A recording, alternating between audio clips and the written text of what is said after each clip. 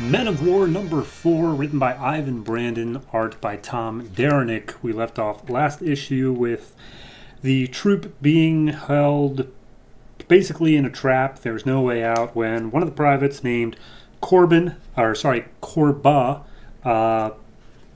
which I didn't know last issue, but I know now, he starts lighting up superhuman style and explodes out and basically takes out everything around them. This issue picks up immediately afterwards, where one of the other men in the company is like, "What the hell was that?" And he starts going after Corba because he's like, "You're one of them. You're like a freak." And Rock is immediately like, "Hey, we've got other stuff we need to take care of. We need to get our specialist out of here. We got to get all of our stuff." They take a look at the men around them, and they aren't dead, but they all are just out. They are not going anywhere. And as one of the infantrymen really starts laying into Corba, Rock steps up and he's like, "He doesn't answer to you. He answers to me. And I'm not asking many questions. I'm telling you, get the weapons and go." And he's like, "None of this ammo fits. We can't use any of it." And they're like, "Then take all the guns, because right here we need to make ourselves a less bigger target. This is the middle of like a huge attack. We need to get out of here and try to find anywhere else that we can get extracted from." So they pick up a bunch of guns and they are on their way out. And they say, "That was yesterday. It's been a full day of travel." And they arrive at some salt plain. It's a whole lake there. And there's a bunch of people there, whole bunch of camels, and they are just making a living harvesting the salt. And as they start marching down towards where all the people are, Corba talks to Rock and he's like, "Look, just let me stay behind. Let me hold your position. Nobody in the squad wants me here. Just let me do this." And he's like, "We're not leaving anybody behind. Come on." And so we get a little bit of an explanation on Corba where it has happened before. He was drunk, stumbling home from the bar, and then it just went off and knocked out like half the neighborhood. Then he goes on. His father and his father's father were military men, and he was so excited to join the military, but once it happened, he didn't know like what to do. He couldn't leave the military, but he also like couldn't feel like he couldn't stay.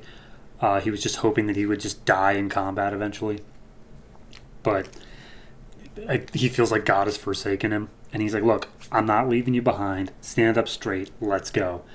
And as they arrive into this place, like nobody is looking at them. They're all ignoring the troops that just arrived in town, except for one woman who, despite all the noise and everything, they can just make out this faint whisper, and Rock can't make it out. He can't hear. He knows she's whispering, but she can't hear it. And then she gets sniped in the head, and all hell breaks loose. So apparently whoever just attacked them is using the salt plains to make hydrochloric acid. Rock realizes this. He tells everybody to get their gear on. He notices two of his men already down. So he runs over to this cave slightly farther away so he can throw on some gas mask. He moves back out trying to find where his men were, regroup with them. As he gets plowed in the back by a pickup truck, he has no idea what he's doing. He grabs onto the hood, yanks out a grenade pin, times it just right. It falls under the truck and blows up the back of it so that he can get a little bit of a better grip on it. Pulls out his gun, shoots through the windshield, and it goes crashing into that lake that this salt plain revolves around. And as it goes down into the water, he takes off his gas mask. He sees the body in the front seat is like a decomposing corpse that has been dead for at least a couple weeks. And he has no clue what is going on.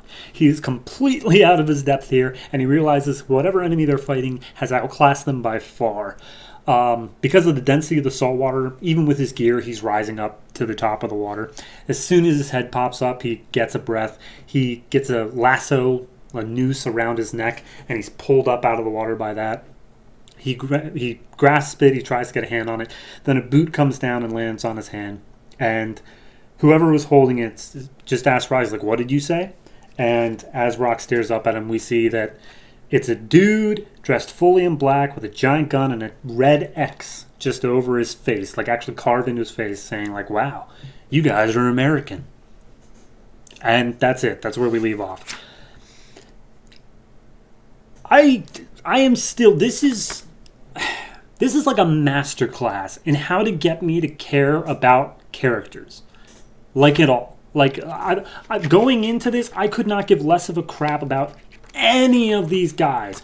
And I am so invested in Rock because I am seeing they really know how to utilize the caption boxes. They treat it like speech boxes. It's what he's like it's what he's thinking, but they never use like speech bubbles. Like, and a caption box at the same time. There is good like 5 pages here because the troops wouldn't be talking to each other. It would all just be in their head. They only speak when it's like an order or something. It's, oh my god, it's so good. And like, I care about Korba. Like, he just showed up at the end of that last issue. I wouldn't have cared about him before that at all. But now I know his backstory. I know his wants. I know his fears. It is a masterclass in getting me to care about these characters. And the fight scene itself, like, all it was a pickup truck hit him. There is gas on the ground, like actual poison gas, and a pickup truck hit him. And they made it this cool, like this awesome fight scene where he's just counting out the fuse on his grenade so that he can just twist up and get onto the hood of the car. It's so good. I give this one a 8. I'm just giving it an 8. It's a fantastic issue. The art fits perfectly for what it's doing. I'm a little bit iffy on some of the line work, but that's like one panel out of the entire book. I have no qualms with this whatsoever. So 8 for Men of War. I really hope it keeps up this pace because wow.